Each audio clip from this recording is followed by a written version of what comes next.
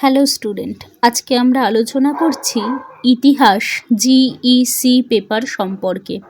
তোমরা যারা বাংলা নিয়ে পড়ছো বা অন্যান্য সাবজেক্টে পড়ছো, তাদের একটি জিইসি পেপার থাকে।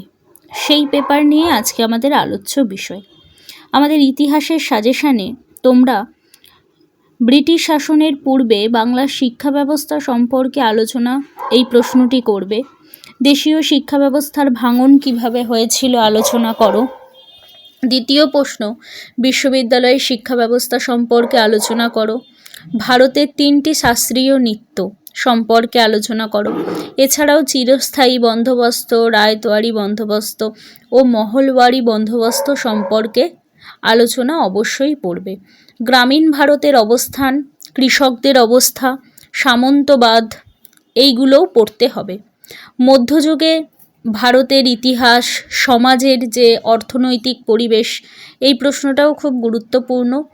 বৌদ্ধ দর্শন ও বৈদিক দর্শনটি পড়ে যাবে।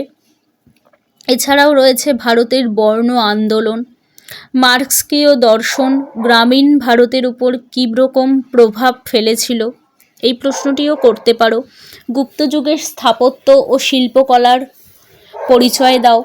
সুফি ও ভক্তি আন্দোলন ও সন্ন্যাসী আন্দোলন সম্পর্কে আলোচনা করো। ভারতীয় শিক্ষা পরিষদের নেপথ্যে লক্ষ্য ও কার্যক্রম উল্লেখ করো। এই জাতীয় প্রশ্নগুলো তোমরা যদি করে যাও, মোটামুটি সবটাই কমন পাবে আশা করা যায়।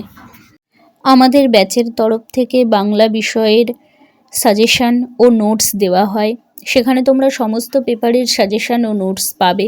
যদি কেউ নিতে চাও, স্ক্রিনের নিচে দেওয়া নম্বরে যোগাযোগ করতে পারো। সকলকে অসংখ্য ধন্যবাদ।